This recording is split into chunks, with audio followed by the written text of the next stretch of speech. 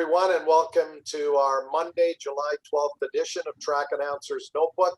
Pat Gonzalez, along with my co-host Stuart Nodell, along with our two special guests, both who were at Calabogie this weekend for not only the opening rounds of the CSBK Championship, but also the kickoff of the brand new Pro 6 Cycle GP series that ran in conjunction with CSBK this weekend. And well, the VRRA sort of took all of their classes. About half of them went up to Calabogie to race this weekend.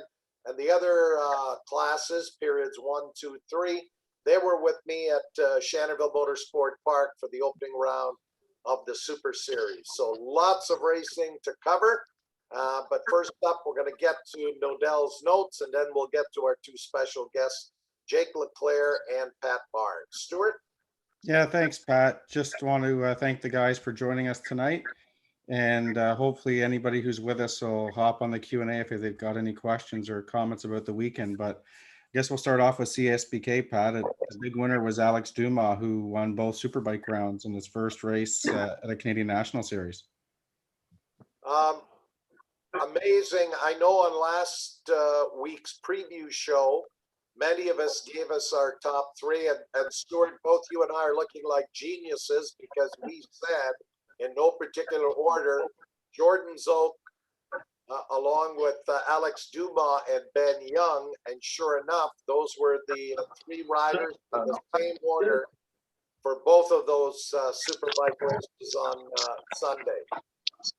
Yeah, Pat, you're right. It was the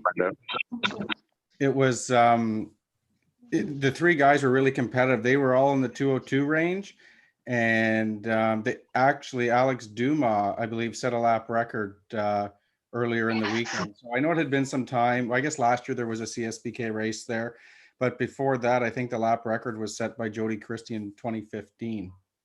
Yeah, an amazing accomplishment for Alex Dumas with his win, and there you see the top five. That was the same for race one as it was for race two, and they're in race two, Stuart. If you just want to leave it on that slide, what is amazing to look at the best time for those top five riders. All five of those riders, and I don't think I've ever seen this before, 2 minutes 2.6 and change. So every one of those riders, their best lap was a 2 minute 2.6. So I think we're in for a absolutely thrilling CSBK Pro Superbike Championship this year. And the big question now, of course, the next event is Canadian Tire Motorsport Park on the August 13, 14, 15 weekend. But what other rounds and at what racetracks is Colin Fraser and his staff able to put together in the coming weeks? I know there's been some talk about maybe Grand Bend, maybe ICAR, maybe another race back at Calabogie. We'll get some input from Pat Barnes and Jake Leclair. Pat's on mute right now. We'll get him back here in a moment as he sorts out his technical issues. But Jake Leclair, after your race, you said you stuck around with your mom and dad and you watched the Superbike races. You're a racer, but you're also a racing fan. What did you think of the level of competition that you saw on Sunday? It was pretty good. It was pretty close. Just that top five group kind of stayed like with each other for majority of the race. It was a good race to watch for sure. Any of those, did you think that Alex Dumas would be able to run at the front as quickly as he did, with obviously very limited experience racing at our tracks here in Canada after running Moto America for the last number of years? Yeah, no, I thought he'd do pretty well because, Calabogie's a little more open. It's not like more of the tighter tracks we have here. So it kind of almost not quite like the American tracks, but it is a little more of that kind of style. So I thought he would do very well, which he did. Pat Barnes, I don't know if you've been listening in. I'm not sure at what point on Sunday you took a trip in a helicopter to a local hospital, but you definitely saw practice. You saw qualifying. What is your take on the what you saw in the superbike races on the weekend? Dumas. He's a quick kid. he's very quick. I think Ben and Zoke, they got their hands full trying to deal with this kid. Do you see that podium order changing much at Canadian Tire Motorsport Park? Because obviously Alex Dumas got just a fraction of the experience that both Zoke and Ben Young have at Canadian Tire Motorsport Park. No, I don't know. It's Benny was close. Benny was working. Benny was close. The bike looked good. Zoke looked maybe like he had a couple minor issues and couldn't make it stick, but they were close. They were there till the end of the second race. They were there. So it'll be interesting to go to Mosport. Another war. It was a good war. And what I touched on just before, only the CTMP round is on the schedule right now. What were you hearing rumors in the paddock on the weekend in terms of what additional tracks might come into play? And what are we looking at? 4 events? Can they get 5 in and up to 10 superbike races? I didn't hear actually anything, but we have an idea where Colin's contract with the series, he's got to fulfill a series with so many races to all his sponsors. So it'd be good for him to put on a few more, but I didn't hear anything. Everybody was busy, having a good time. It was really busy. A little shy on masks here and there, but most people have first and second shots. So it was a great weekend, lots of racing, lots of people, great to see people. And any estimate, I know racetracks can have, but right now, 25% fans, and that number goes up this coming Friday. Did you see many fans hanging around there? They had fans. They were allowed 25%. I don't know what they sold. They were up on the hill there. It's not the best spectator spot in the world, but the pits were absolutely jammed, like maxed, like total. There wasn't a spot left open in the pits. No, okay, that's good to hear. Well, on we go back to Stuart Nodell for the rest of Nodell's notes. Thanks, Pat. I'll just share the screen again. I'll share See you later, boys. Again. See you, Pat. And that was the second round there. And then the big winner in the Super Sport Bike was Sebastian Tremblay. Well, so Patrick was on the little screen at the top. Yeah. And you were sitting behind him. Mm-hmm. So Right. That's we got Pat going to be an Stuart, attendee. or do you need to mute him?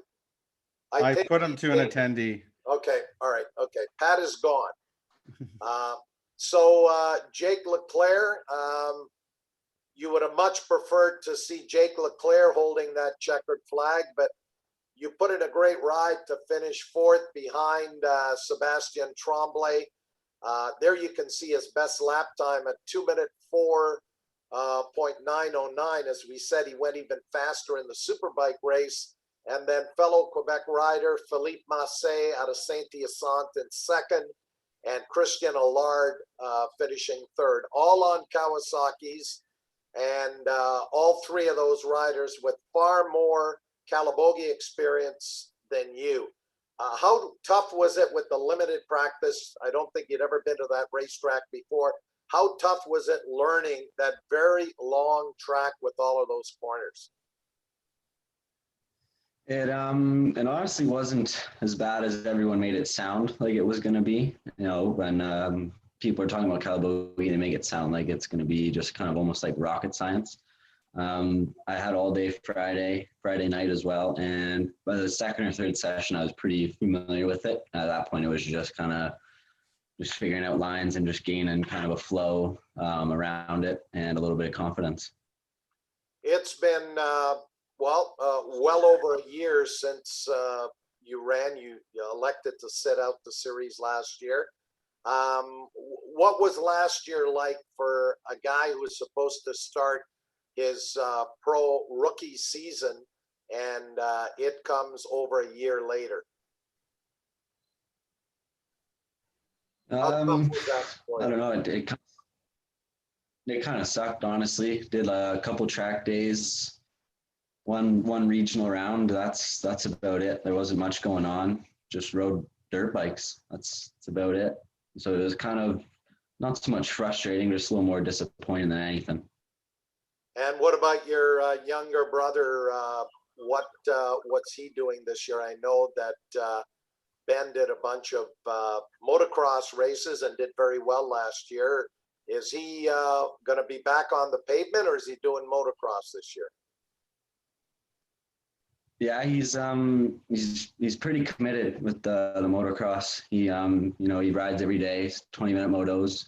He just wants to win that blue crew at Walton this year. So that's kind of what we're going for. Just stay on Yamahas for another year or so, a few years hopefully.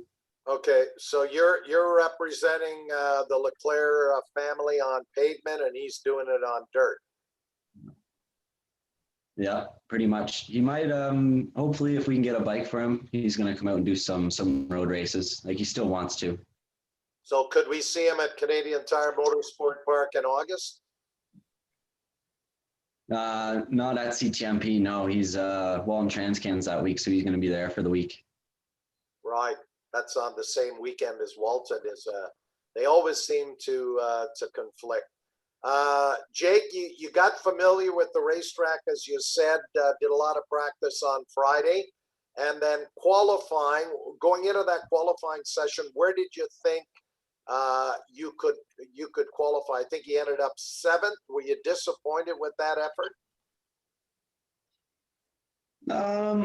Not so much disappointed. I was going for top 5. Like that was just my goal for qualifying and the race, top 5 for both. So 7th, 3rd row wasn't ideal, but I knew I can get a half decent start, and that's pretty much what I did, and just kind of went from there in the race. But yeah, 7th in qualifying was not really what I was looking for. So those 3 Quebec-based Kawasaki riders, including Tremblay, who is by far the quickest of the 3 on that Calabogie racetrack, where did they have an advantage over you? Was it in a couple of specific pointers? Was it on the straightaway? In other words, how does your Yamaha R6 match up with their Kawasaki ZX6s? Yeah, no, like through the corners and all that felt pretty equal. It's just getting off the turns, just that mid-range power. Their bikes are just fast and just a little faster than mine. That's pretty much where they got me, was just getting off those turns and just down the straights. So looking ahead to Canadian Tire Motorsport Park, that's a track you've got a fair bit of experience on. Are you thinking that you could turn the tables and at worst finish on the podium there? We're gonna try for sure. Definitely try. I've had pretty much one weekend there on a 600, so we'll kind of just get there and see how it feels and just do the best we can. And now between last weekend and that CTMP CSBK round, what's on your schedule in terms of any specific races of the regional series that you're going to run? Nothing set in stone right now. Just track days, just testing. That's about it. It's expensive to go race for a weekend. That's for sure. Okay, Stuart, you're on mute. Yeah, thanks. Sorry, Pat. I'm here to continue. Just give me a second here and I'll share the screen.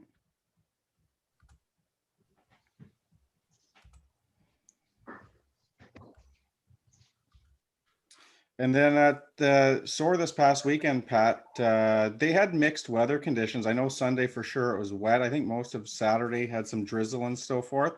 But the big winner was young Mr. Nickerson. He's their #1 plate holder, and he did win this past weekend. And he won the first round. So in his lap times are significantly quicker than the balance of the field. He was in the low 103 range. So hopefully if the CSBK guys can make around there, mix it up with some of the local fast SOAR guys, because they continue to race all weekend as the usual suspects at SOAR do.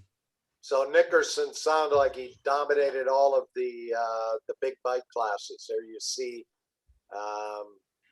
minute 4, and the next fastest rider, Scott Rupert, who's been around a long time. He is there at 1:06, and the rest of the riders. It almost sounds like similar to what happened at Shannonville Motorsport Park on the weekend, where Eli DeKosh was there on his R1 Yamaha. And of course, DeKosh has run at the national level for many, many years, but I think as he's gotten a little older, he's elected to just back it off a little bit and, avoid racing against the likes of Ben Young and Alex Dumas. And that's the reason he was at Shannonville, but he was totally dominant, was running laps at 1:46 and change. And most of his competitors, if not except for 1 or 2, were on 600cc class bikes. And on the long track at Shannonville, they're just not competitive. So Eli DeKosh ended up winning both of the Pro Superbike races and both of the Sprint Cup races. So he had a perfect weekend going 4 for 4. But it was a busy weekend for road racing Yeah, in Ontario. I think he's been that number 1 plate holder there. Pardon me? Yeah, I thought Eli's won a few number 1 plates at Shannonville. Oh yeah, years, he has really dominated down there in the Super Series for a number of years, and he does carry the number 1 plate on that Yamaha. But he just had a great weekend. I had a chance to chat with him a little bit, and we discussed whether or not he might be at Mosport. He hasn't made a commitment as yet, but I would not be surprised that Eli DeKosh does come to Canadian Tire Motorsport Park. That'll be a week before the next Super Series round, which is the following weekend, August 21 and 22. And of course, Canadian Tire Motorsport Park always brings out a lot of those one-off specialists that seem to show up for the Superbike race there. But, Ken McAdams doing a nice job down there at SOAR with his series. And as we said, was no shortage of places to race in Ontario last weekend. Yeah, definitely. And Trevor Dion, he's first year Pro 600 rider, and he was really good the first round they had at SOAR, and he was the dominant 600 guy this last weekend. And as you could see in the previous results, he did finish third in the Superbike class aboard that. I think it's the Kawasaki 636. I believe that's what all the guys that are running Cowies run now. I know Jake alluded to it. When I had a Kawasaki 636 for Superbike racing back in 2004, and he's right with the mid-range power. They come off the corners like the old 750 Superbikes. So that's a pretty significant disadvantage at a track such as Calabogie. But Trevor was the big winner out at SOAR this past weekend. And Christopher Pletch there, of course, back at the SOAR series. And I saw he, in the big bike class, he was running his bike up in there and pretty much lapping at about the same time there, 1:06 and change as Trevor Dion. So I think that championship in the Pro 600 Extreme is going to go right down to the final round in October, as it did last year, to decide the championship. Yeah, for sure. And then Moto America, they had their big event at WeatherTech Raceway Laguna Seca in the Hano Superbike class. There was no surprise there. Jake Gagne doubled up again. That's 9 Superbike wins in a row. That ties an all-time record. Yeah, and not as big as a margin of victory as he had at the Ridge a couple of weeks ago, but beating Loris Baz on that Ducati and Matthew Schultz on the Yamaha, his teammate there, Josh Herron, running out the top 5. Yeah, that is an amazing run, and we mentioned it a few times on the weekend when we got the results. That is a very talented American rider who might be heading over to Europe in a year or two, but he's got a couple of Canadian riders that are very much a part of his success, with Jonathan Cornwell as his crew chief and Darren Marshall as his data specialist Not sure if Darren's still working remotely. I got a feeling he might be because it's been working fine so far. Why change it up as opposed to getting in a plane and flying from Halifax to San Francisco? So Jake Gagne is on a roll. If he keeps going the way he is, there's still some important rounds to come. I think he could have this championship wrapped up probably before the last couple of races, which I believe are New Jersey and then Barber Motorsports Park in September. That is a Beaubier-esque performance that he's put in so far this year. And, you know, a big shout out to Jonathan Cornwell and Darren Marshall, who have done just an amazing job. We had both of those gentlemen on the show a number of months ago. And Gagne, after that DNF at Road Atlanta, he has just been on fire. Yeah, no doubt, Pat. And even when you look at their championship, it's a bit of the Yamaha Cup. They've got all three positions with Matthew Skoltz in second place in the championship and Josh Herons in third. So Yamahas are pretty dominant there. In the super sport class, it was the Sean Dillon Kelly show. He won both legs in what was a good weekend of racing at Laguna, perfect weather conditions. Our good friend Carl Solteis did have a top 10 in the first leg. Unfortunately, he did crash in the tricky turn 6 in the second leg. So, but he was able to remount, finished 23rd. But he gave a thumbs up, and it was again his first time to Laguna, and he said it was a great weekend. Yeah, that is certainly not an easy racetrack to learn your first time there. Interesting, the margin of victory, 9/100ths of a second between Sean Dillon Kelly and Richie Escalante. Escalante really dominated this class last year and decided to stay in super sport and defend his championship. But Sean Dillon Kelly has taken his riding to a whole new level this year. And I know Henry DeGao, who saw this rider, I think when he was 13 or 14, race down with his road racing series there at Homestead. And he's a big fan of this rider. And Kelly's showing this year that he is still improving as a rider. But Escalante trying to keep it close. It was not as close in race number 2, but same result, Sean Dillon Kelly, Escalante. And so Kelly has stretched out that points lead he had in super sport going into Laguna Seca. And then it was King of the Baggers final round of the Moto America Championship, and Kyle Wyman he won the race handily, actually, although riding injured, and he did clinch the championship. All right. So let's bring Jake Leclair in here for a minute. Again, for those of you who are on the track announcer's notebook, feel free to hop into the Q&A and send us your comments, your questions. If you've got a question for Jake about Pro Sport Bike or what he saw in the Superbike race at Calabogie, or if you happen to watch the Moto America race at Laguna Seca, if you've got some thoughts or questions about that, feel free to share those, and Stuart will get to those. Jake, as a road racer, and I'm sure you've seen the bagger racing, have you got any desire whatsoever if Yamaha came to you and said, we've talked to Colin Fraser, we're going to start a bagger class in 2022, and we've got this Yamaha Cruiser we want to turn into a race bike.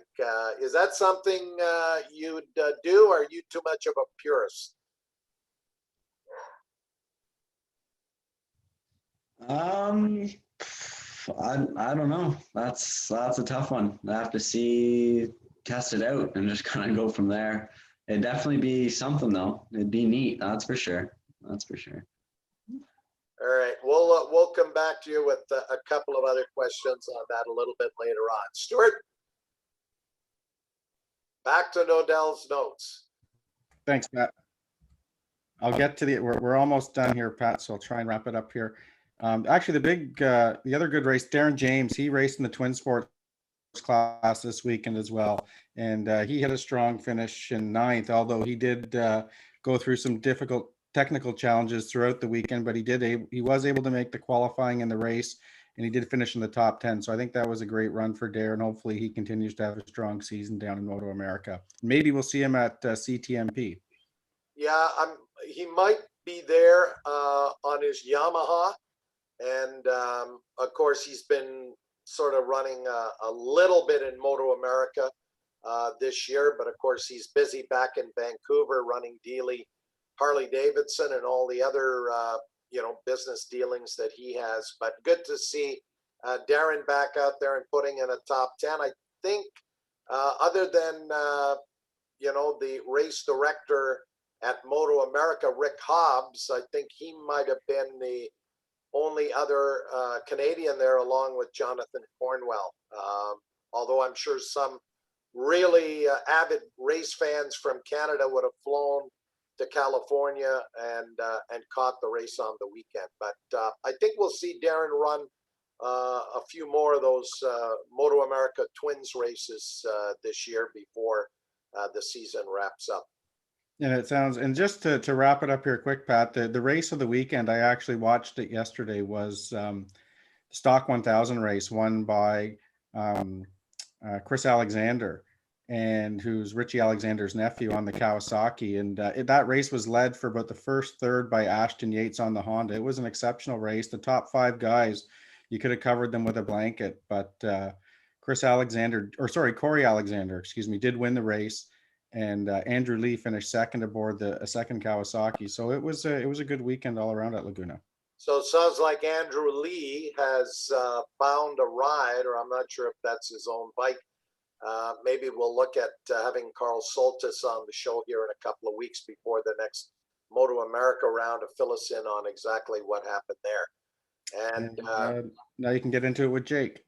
Okay, Jake, I think these are a couple of photos we were sent of you in action on the weekend at Calabogie. Looks like you're dragging both the elbow and the knee. Is that something you learned at the Valentino Rossi camp, or is that something new this year, where you're hanging it off the bike even more?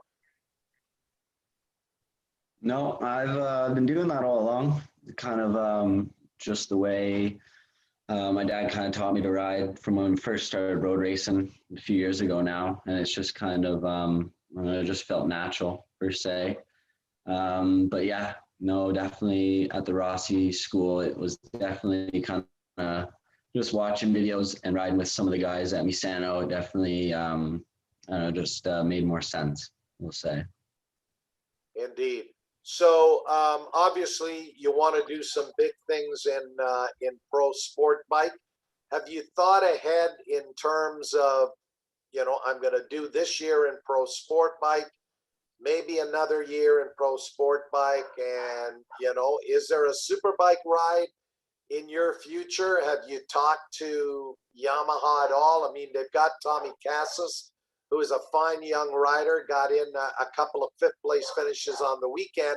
But now there's this manufacturers championship, and in addition to Tommy, they need somebody else there on the blue crew to bring home some points. Do you aspire to be a super bike rider? Yeah, like it'd definitely be nice, something I'd definitely be interested in the future. But as for now, the 600 program is more than enough just for me for right now, and just like our program money wise as well. But yeah, just start on the 600, just take it year by year and just see where it goes. But in the future, it's not out of the question, that's for sure. Want to come back and talk a little bit of the specifics of that sport bike race on Sunday. But first, Stuart, I think we've got a question or comment in the Q&A. Yeah, we do, Pat. The question's for Jake, and the question is, did you get a good look at watching Alex Dumas' riding style, and did you see anything similar or anything special that makes him so fast?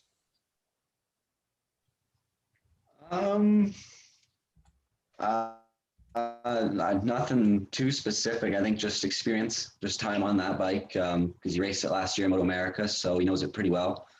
So he knows what it does, what it's capable of. But yeah, nothing too specific.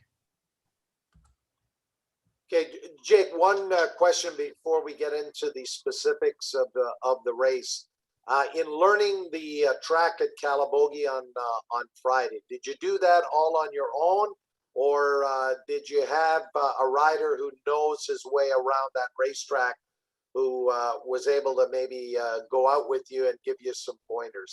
How did you approach learning that racetrack given the limited time? I didn't want to go out following anyone because I just didn't want to just go fast right away. So I made sure just not to get behind anyone. I just kind of learned it all on my own on Friday, and then just started to get like a flow going. Once I got a flow going, it just kind of just progressively got better. And then on Saturday before qualifying, I just asked Thomas, just had a couple questions just for a couple corners. So he kind of just sorted me out there before qualifying, and then he was watching me during qualifying, and I came in and he just kind of pointed a few things out that helped me just with my overall times. But yeah, Okay. just mostly just on my own. And did you look at any video or old racing tapes? Were you able to do any prep even before Friday? Yeah, like I watch videos. They're good. They're just a little deceiving. You kind of can't get a real good grasp on a video. So I watched a few, but mostly just track maps. That's about it. Asked my brother a few questions because he raced there in 2019 for the lightweight class. They had a special round there, so he's been there before. So I just basically just gave me the lowdown of it all, and yeah, just went from there. Okay, outstanding. So let's go to the race on Sunday. I think that ran off Sunday late morning. Yeah, it's like 11:45 in the morning. Right. So you've qualified 7th fastest. It's 3 riders per row now in CSBK. So you're back on the inside of row number 7. How much did that motocross experience help in getting some kind of a hole shot from that 3rd row to jump a little bit closer to that pack of Kawasaki's that were on the front row? Yeah, no, the start was good. I was middle, 3rd row in the middle. So not exactly where I wanted to be, but just got a really good launch. Probably about 4th or 5th, I'd say, into the first turn, and then just kind of dropped back a few spots, just kind of settled in, and then just kind of worked my way up from there. Okay, and then at that point, how far back were you of Tremblay and Allard and the rest of those riders? And were you close enough that you could work the draft?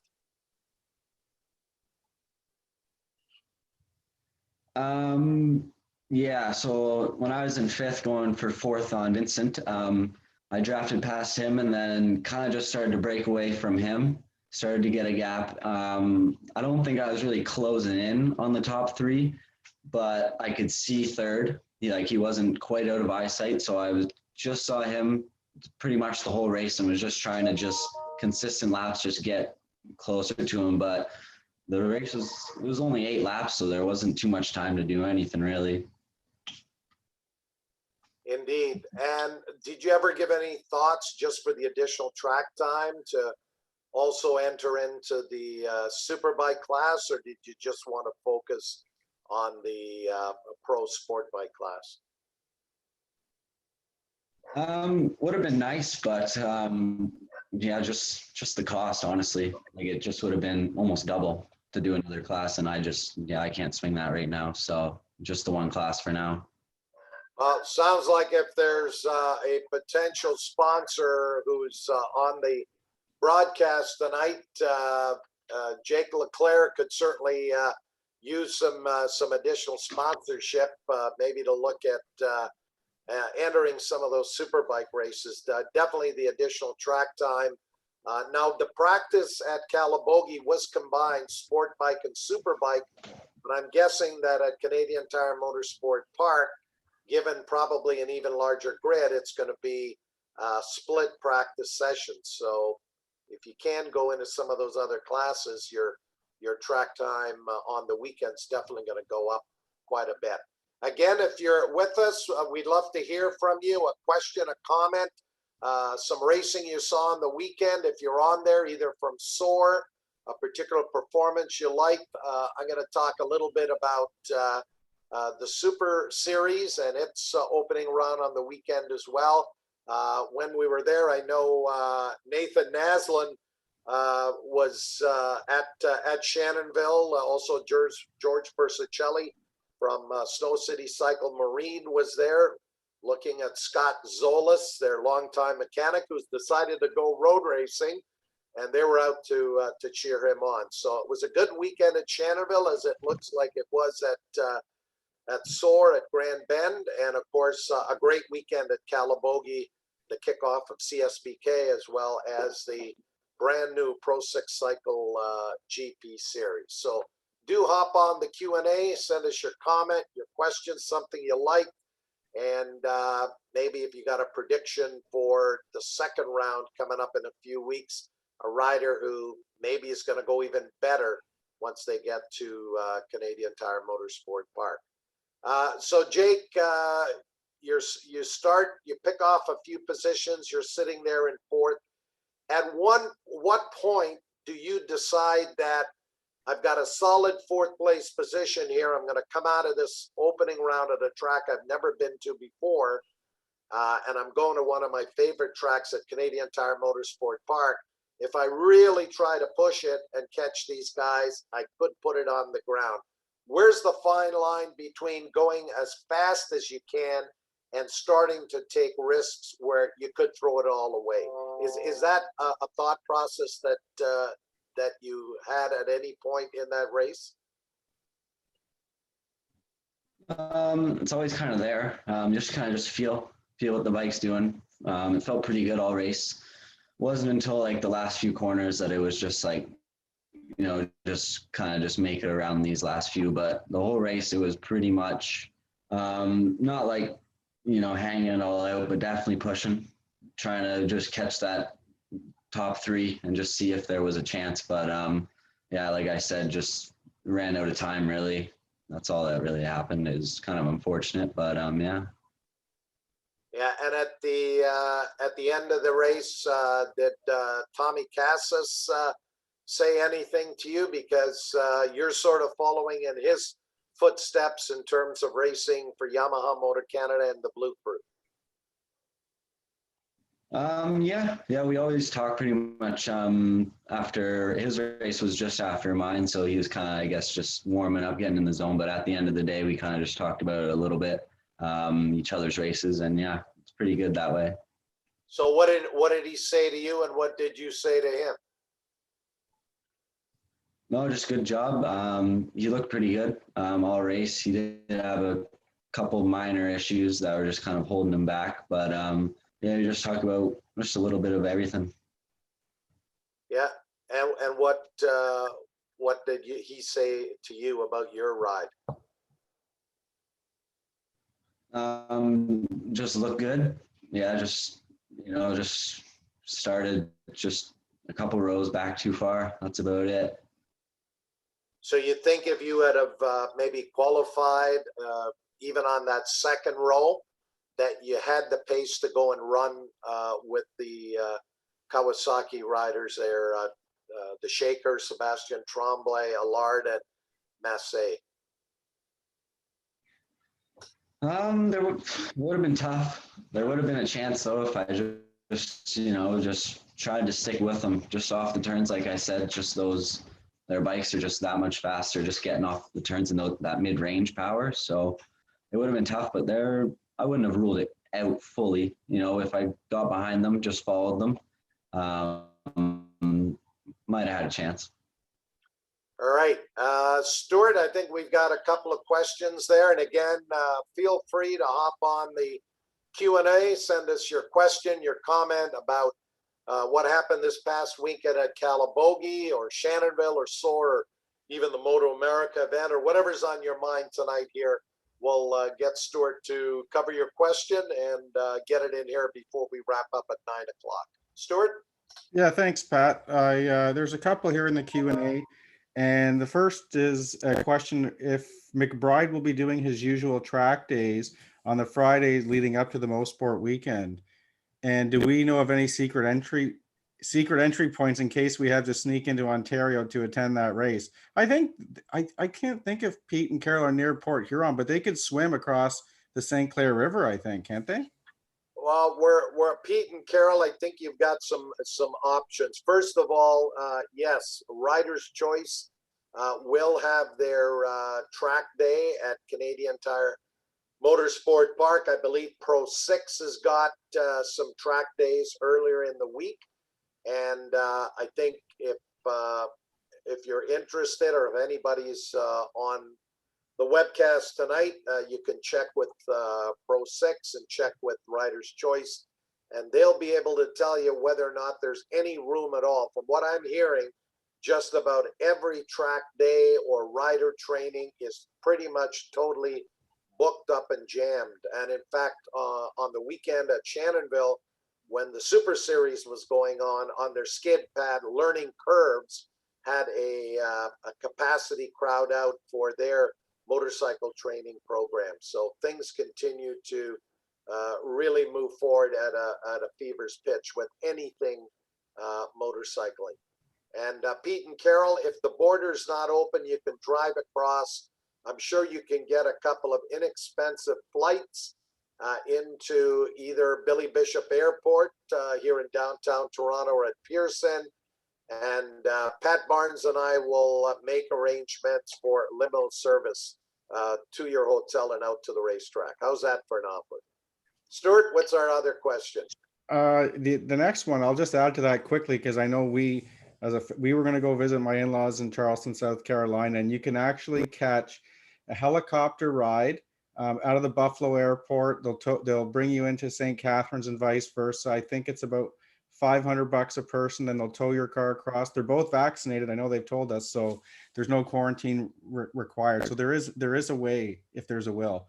The last comment that we have, Pat, here is from Mike Willis, and he was at the SOAR event, and he said Reg Pay was an awesome rider at SOAR. He's an amateur rider. He won the Trackside Cuts Amateur Superbike class as well as the ProStar Motorsports Amateur 600 Extreme class. And then he performed exceptionally well as an amateur, getting bumped up into the Fast Company Pro Superbike class. So he feels that Reg is a rider to watch. Okay, we'll maybe try to get hold of Reg and get him on the show here before what will be round number 3 of SOAR, and I believe that is on the July 24th and 25th weekend. It is going to be a very busy rest of the year, and I think Pro 6 Cycle GP is also running on that July 24, 25 weekend. Anything else there in the Q&A? No, we're all clear, Pat. You can go ahead with Jake. So, Jake, as you look ahead to Canadian Tire Motorsport Park, what are the things that you're hoping to improve on your R6 Yamaha? Obviously, you're going to have to change things like gearing and so forth. But was there any aspect of the bike that, and I'm not sure who's doing all the work on the machine now, whether your dad's doing some of it or Rob Egan's doing some of it, but how can you make that bike a little bit better for round number 2? It's a pretty good bike as is. We get it up on the dyno there at Brooklyn Cycle at Rob's. He kind of just sorts it out for us, but definitely gearing will be a start. Maybe a couple of suspension tweaks. But overall, it's been a good bike since we got it. Handled really well. Haven't done a whole lot of changes to it. But yeah, we'll just try to just get out of those corners better. Now, this is the bike that you won for winning the Amateur Sport Bike Championship, right? Yeah. And then how much did you even ride that bike last year, not having contested any of the 2 races that were held in CSBK for Pro Sport Bike? Just a handful of times, like probably just 5 or 6 days. That's about it. Like not much at Right, all. you got a pretty fresh motorcycle there that you're taking into the championship this year. Stuart, I think we've got a couple of more questions for Jake in the Q&A. Yeah, we do, Pat. One for Jake is who does he see as the next up and coming amateur rider? The amateur class is getting pretty good. There on the weekend, there was a couple. Matt Simpson, he's definitely one. A buddy of mine went to school with him. He's looking good these days. Other than that, I don't. I haven't been to a regional race in a little while, so I can't comment on that. But on the weekend, it was Matt and Brad. They were looking pretty. Yeah, and we're not too familiar with him, but Brad McRae not only won the amateur sport bike race, but also bumped up and ran against the 1 liter bikes and amateur super bike.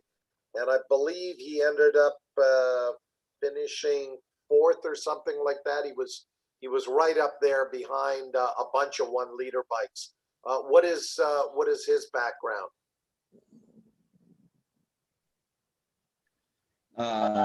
I'm not too sure, honestly. I haven't seen him much other than this weekend, but he looked good on the bike. I'm not sure his background of racing or anything of the sorts. Okay, Stuart, make a note. We got a couple of young riders, Reg from Soar and Brad McRae, who won that opening amateur sport bike race. A lot of talented riders. And while I've got a moment before we go back to Jake, and I think we've got a couple of more. Let's go to those questions in the Q&A first, Stuart, and then I want to talk just a little bit about getting an opportunity to go back to Shannonville Motorsport Park this past weekend. Okay, thanks, Pat. Just a little bit on Brad McRae. I did speak to him last year. He's been a front-running amateur for a little while, and he's got a lot of,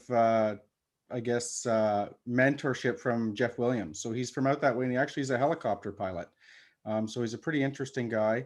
So we'll definitely try and reach out to him again. I know he's got a pretty intense work schedule, but we'll try and get Brad on for a future episode. And we were just reminded that he did crash in the Superbike race, so that was a DNF.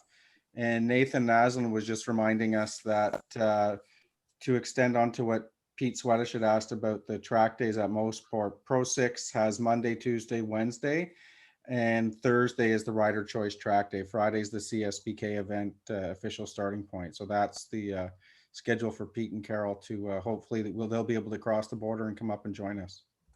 Yeah, and I think Nathan is signed up for most of those track days that week.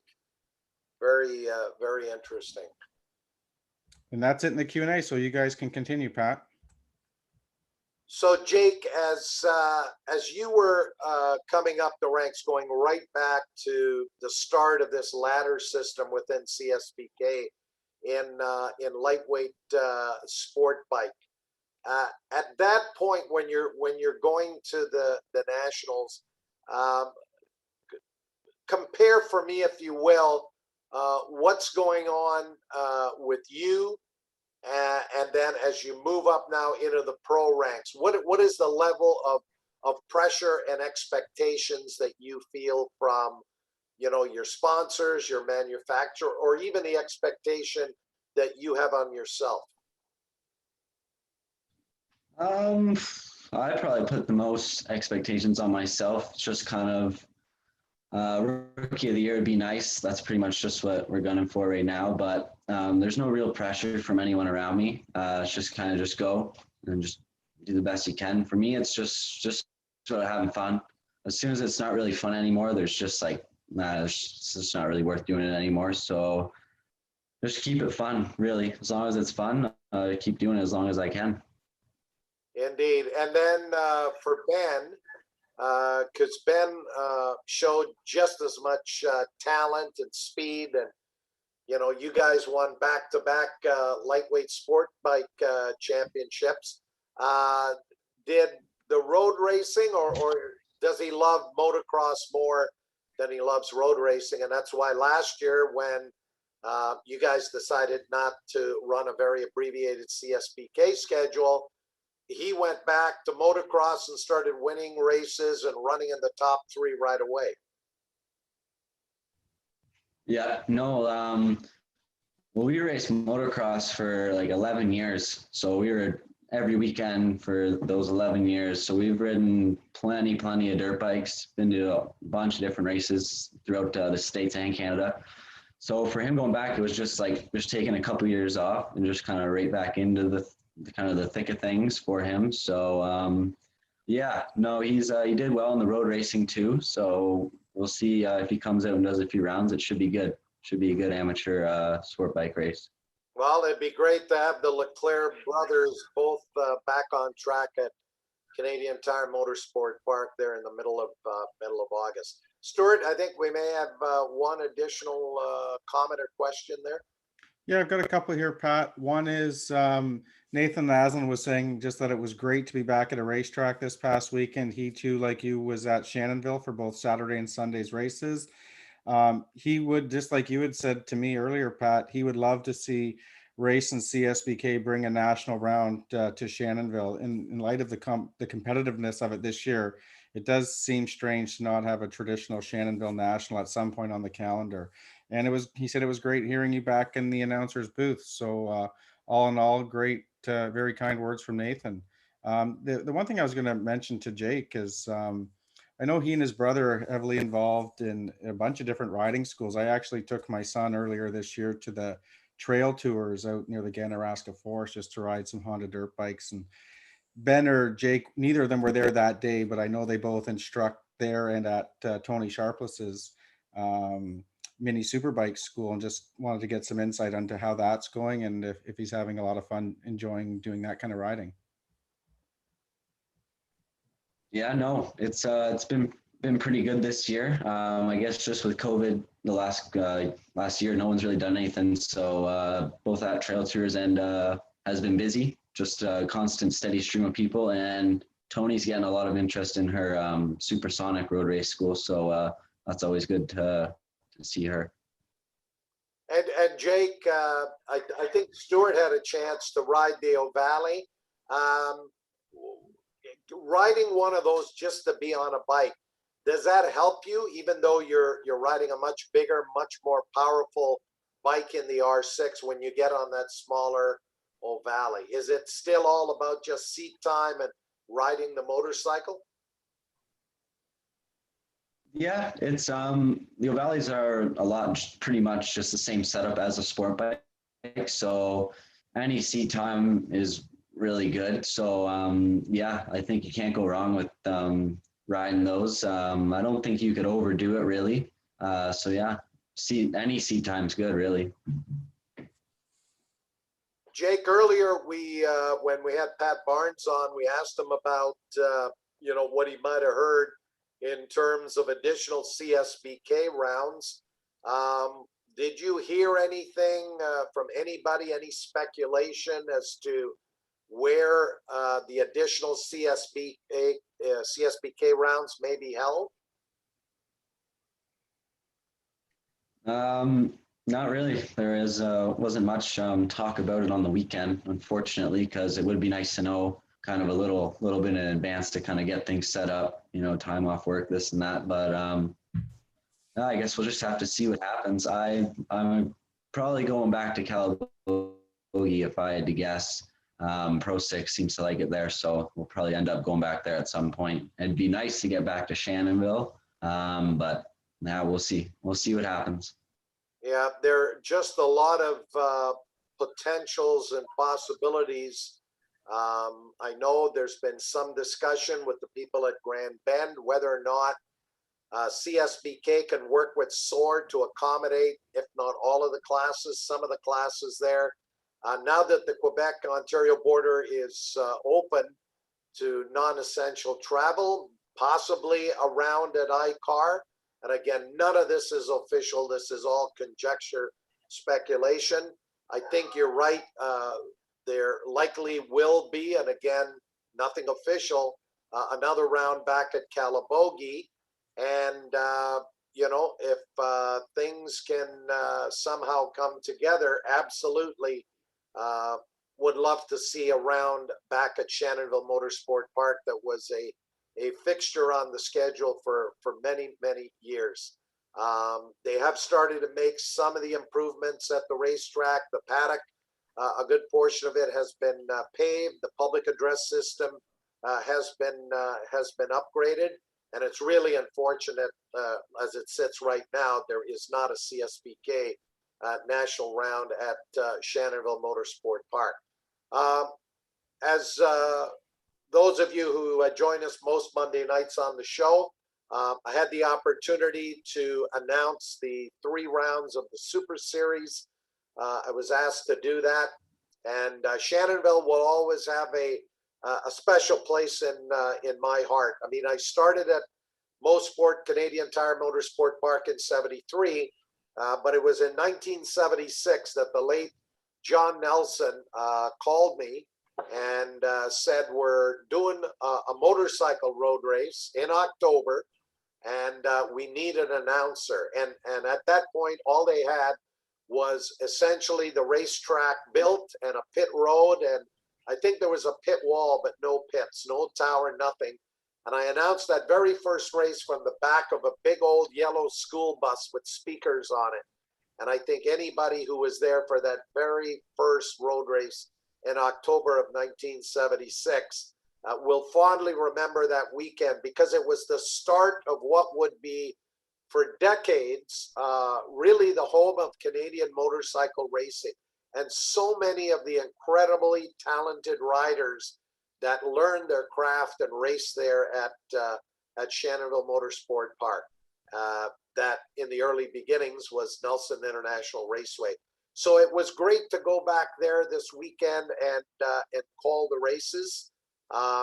I would have liked to seen more riders, more competitors, but there were some classes that had upwards of 19, 20 competitors, others not nearly as much as that. But right there, just opposite the tower, there's a great, the next time you go back to Shannonville, there's a great plaque that really memorializes the guy who started that racetrack, John Nelson. And, you know, I hope that those glory years, whether it's next year or the year after, those glory years that Shannonville enjoyed for many, many years can return to the racetrack, because they're not building a whole bunch of brand new racetracks for us to race on in Canada. As you know, we lost St. Eustache last year, and now we're scrambling to find other racetracks to run a national series that right now is focused in Ontario and Quebec. Hopefully next year we'll get back to Atlantic Motorsport Park, and we can find a racetrack or racetracks out west to truly have a national series. I know there's been talk about Area 27. Possibility might be going back to Edmonton, but I think those things are at least a year or two away. Stuart, I think I'll get off my soapbox, and I think we've got one other question before we wrap things up here with Jake Leclair. Yeah, we're getting a request here for you, Pat. They'd love to see you announce this is from Corey. They'd love to see you announce at AMP out east. And anyone who's been out there knows the racing events out east are a lot of fun. So maybe that'll be in the cards for you in 2022. But I agree with you. I'd love to see the National Series expand and get back to some of its traditions. Yeah, and you know, when they say the announcer, in most tracks they'll have one announcer, maybe it's a cost factor or whatever, but it's always great to hear different voices on a public address system. That's why one of my favorites is always going to Canadian Tire Motorsport Park in August, where I get to work with Frank Wood and Eric Tritko, and you've got those 3 voices and you can feed off of each other. Because frankly, at age 68, to do it all by yourself, I was tired at the end of the weekend at Shannonville Motorsport Park. And but we had a lot of fun, and you know, hopefully the Super Series continues to come back and grow. But as we said earlier, Eli DeKosh was the big winner there. But Tyrone Tavares is a very talented novice rider who won a bunch of races. Mike Raniowski won both of the pro sport bike races. And there's some very good amateurs running down there. And I'm hoping that a number of them will come out to Canadian Tire Motorsport Park in August for the, for the CSBK National there. So, and then the other thing, of course, there's no reason why every series should be running on the same weekend. I know the seasons come back, but hopefully at the end of the season, all of the powers to be at all of the series can somehow get together and say, how can we work collaboratively together to avoid these conflicts on the schedule as much as possible, so racers have a choice to go to a particular racetrack, a particular series, and not have to choose between 2 or 3 series on any one given weekend. Stuart, anything else in the Q&A before we wrap it up? We're all clear in the Q&A, Pat. You can go ahead and wrap it up. Thanks. So Jake, we want to thank you for coming on the show tonight and talking a little bit about the CSBK opening round and how you did on the weekend. Have a great few weeks, and we look forward to announcing a race with Jake Leclair at Canadian Tire Motorsport Park in August. Yeah, thank you, Pat. Thanks for having me. It was good talking to you and Stuart. And yeah, hopefully see you at Mosport in August. All right, all the best. You're too young to call it Mosport. Stuart, just before we close it off, I think is there one more last comment? No, we're all clear. We're just getting the thumbs up from some people that okay. enjoyed watching the show with you and Jake this evening. And yeah, can't wait to see Jake race at CTMP. That's hard to remember to say. All righty. So again, our thanks to Jake Leclair. Thank you to every one of you who had joined us as an attendee. Have a great week, and we'll see you back here next Monday night for the next edition of Track Announcers Notebook. Have a great week.